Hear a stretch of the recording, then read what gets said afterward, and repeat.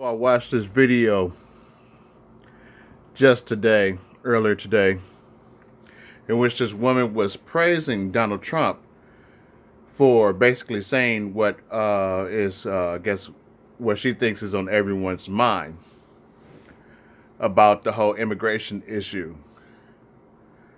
That Trump's comments about shithole countries were warranted, and that they're true, and that they're what is everybody's thinking.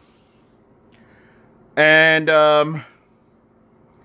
it upset me because some of the stuff, a lot of the stuff that she said in the video was really, really fucked up.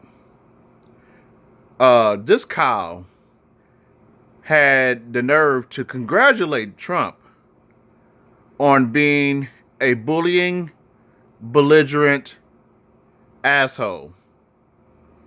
Okay? And there's nothing cute about that. There's nothing good about that. There's nothing right about that, especially the leader of this country, of the United States of America. The motto of the United States of America is E pluribus unum, which is Latin for out of many, one. So basically, it's saying that we are one nation of many different peoples. Now, the problem with the shithole comment is not necessarily what Trump's opinion is on the countries themselves. You know, there's an argument to be made about whether or not these certain countries are shitholes.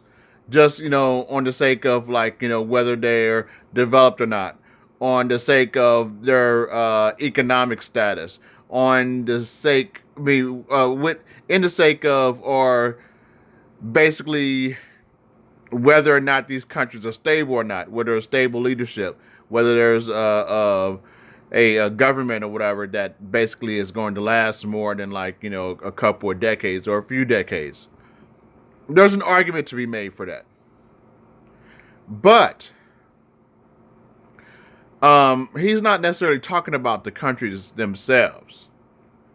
And that's something that needs to be stated, that needs to be understood by some of these people who are praising Trump. He is talking about the people from these countries. His statement is, or his statement was, why do we always have to have people come here from shithole countries? And I'm paraphrasing. That may not be what he stated verbatim, but that's very close to what he stated. Now, the implications here, because he mentioned that why don't we have immigration from places like Norway? The implications here is that, just like with the alt-right and just like with, what they call those people, white nationalist groups or whatever, that the only type of immigration that they will accept is white immigration, in particular European immigration. And when I say European immigration, I'm mostly talking about Western European immigration. I don't think that they want Slavs and stuff like that or whatever coming to this country. Well, maybe so, because I think Trump's wife is a Slav, or some other ethnicity or whatever that exists within Eastern Europe. Anyway, but they want white immigration. And we've seen this type of rhetoric before. We've seen this type of thing happen before. The turn of the last century when it came to the Chinese. During the mid 19th century, when it came to the Irish. Now, all those people, you can argue came from shit countries. Even like, up until recently or whatever, the Ireland was basically plagued with sectarian violence for damn near 100 years. And poverty. The streets of Belfast and, places like that, there was always violence. I heard about it on the news all the time. Italy. Italy was the seat of fascism at one time. Spain, whatnot. So, there could be an argument for those countries also. Or at least at one time. Maybe not necessarily now, but at one time. Um,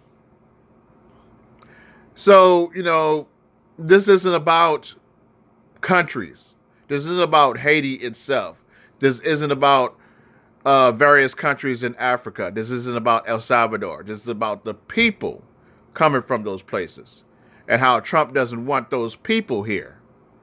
Okay? So the lady goes on to talk about how these people are like they're bad people.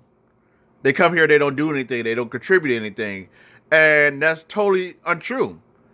If you go to the emergency room, you go to your doctor's office, it's more than likely, or it's just as likely that your doctor will be brown or black or something like that than white. Your doctor's going to come from places like Bangladesh and Nigeria and Kenya and places like that.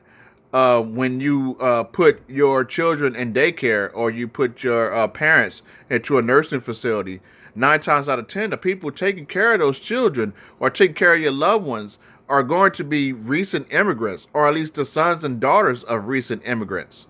You know, your tech jobs are filled with brown people, brown and black people.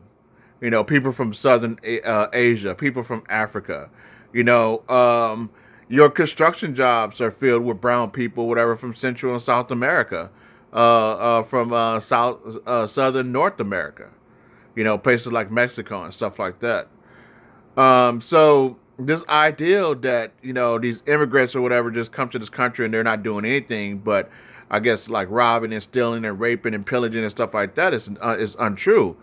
If you look at the statistics, then it would show you that immigrants commit less crime than native-born Americans. They do because they don't want to be on the radar. So everything that this lady said was just total ignorant, just total ignorance, and she's proud of that. She's proud of having an openly racist president. It's not enough to be, because most of the U.S. presidents were racist in some way. But it's not enough to be, just plain and simply racist. You had to be openly racist. You had to be belligerently racist, and that's what she likes. That's what she's proud of, And, one more thing before I close this video. Why are we getting people from quote unquote shithole countries and not from places like Western Europe? Because Western Europeans don't necessarily want to come here.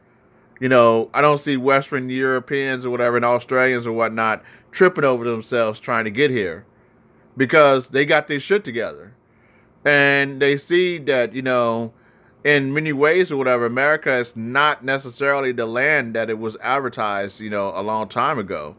Now, people from quote unquote third world countries, they still want to come here because they feel like they can have better educational opportunities and a better life over here, even if it's just temporary.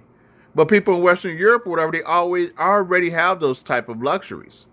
They already have, good educational systems. I mean, some of the best educational systems in the world are in, Scandinavian countries, So they don't want to come here.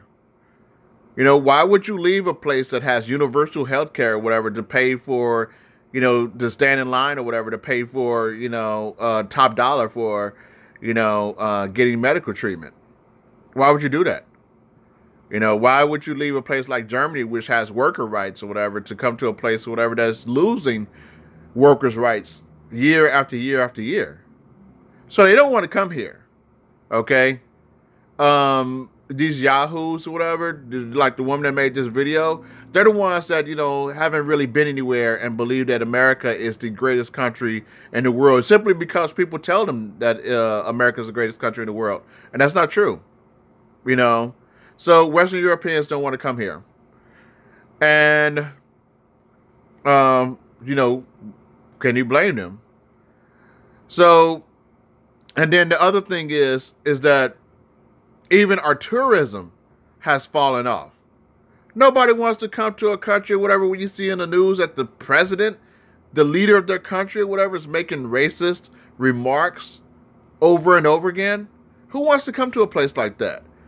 And then you hear about people who follow this president being belligerent and mean and bullying other people, people who they think don't belong here, people that they think are different than them. So, until, at least until we make this country better, until we're more tolerant of other folks, until we get to the point where we're not going to tolerate belligerence and bullying and xenophobia and racism and demagoguery from the person who's supposed to represent our country at the top, then we're not going to have Western European immigration. It's not going to happen. You're going to see more expatriates than anything else. Mark my words. All right, this is Mario Stanton, and y'all be peace.